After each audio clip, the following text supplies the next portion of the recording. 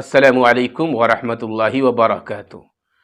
محترم عزیز بھائی اور بہنوں، آج کی سوسائٹی کی، آج کی معاشرے کی اگر بات کی جائے، یعنی ہم اس بھاگ دوڑ والی زندگی میں ذلیل و خوار ہوتے جا رہے ہیں، رسوا ہوتے جا رہے ہیں۔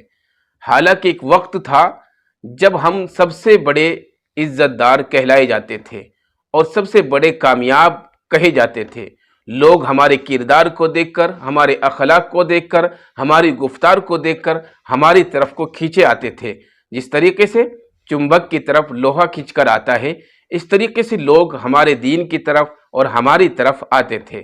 لیکن آج اگر دیکھا جائے تو لوگ ہم سے دور بھاگ رہے ہیں، ہم چاروں طرف ذلیل و رسوا ہوتے جا رہے ہیں۔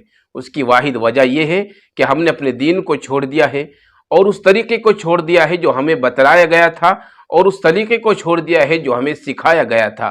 یعنی کہ جو اللہ کے نبی نے اور اللہ کے قرآن نے ہم کو بتایا ہے، وہ تمام کی تمام چیزوں کو چھوڑ کر ہم اپنی زندگی کو گزار رہے ہیں۔ اور جو اللہ نے ہمارے اوپر حرام کر رکھا ہے، جو چیزیں ہمارے اوپر حرام کر دی ہے، ان کو ہم حلال سمجھ کر، یعنی کہ نام بدل بدل کر ان کو ہم کر رہے ہیں۔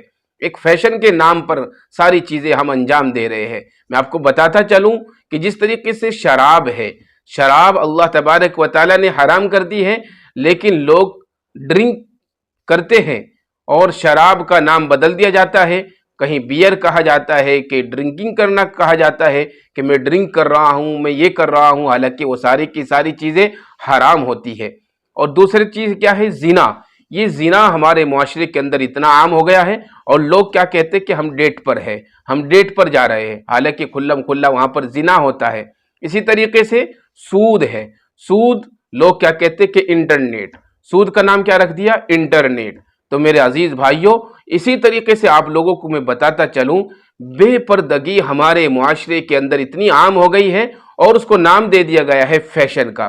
یعنی یہ فیشن ہے، اور انسان دوسروں کی تہذیب میں گھل مل کر اپنی زندگی کو گزارتا ہوا نظر آ رہا ہے۔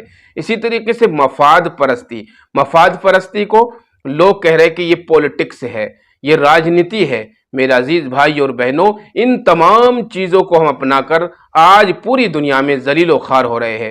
جب تک ہم اپنے دین کی طرف نہیں آئیں گے اور اللہ نے جو چیز ہمارے اوپر حرام کر دی ہے اس کو حرام نہیں سمجھیں گے، اور جو حلال کر دی ہے اس کو حلال نہیں سمجھیں گے، تب تک ہم کامیاب نہیں ہو سکتے۔ ہم اسی طریقے سے ذلیل و خوار اور رسوا ہوتے رہیں گے۔ اگر ہم چاہیں کہ اللہ ہمیں کامیاب کر دے، ہمیں اللہ تبارک و تعالیٰ عزتوں سے نوازے، اور دونوں جہاں میں سرخ روئی اللہ ہمیں عطا کر دے، تو میرے عزیز بھائی اور بہنوں، یاد رکھیں، ہمیں اللہ کے احکام کے مطابق، اللہ کے قرآن کے مطابق اور نبی صلی اللہ علیہ وسلم کی سنت کے مطابق اپنی زندگی گزارنی ہوگی۔ پھر انشاءاللہ ہم اللہ تبارک و تعالیٰ کے نزدیک اور اللہ کے نبی کے نزدیک بالکل پسندیدہ بن جائیں گے، اور اللہ تعالیٰ ہمیں دونوں جہاں میں کامیاب اور کامران کر دے گا۔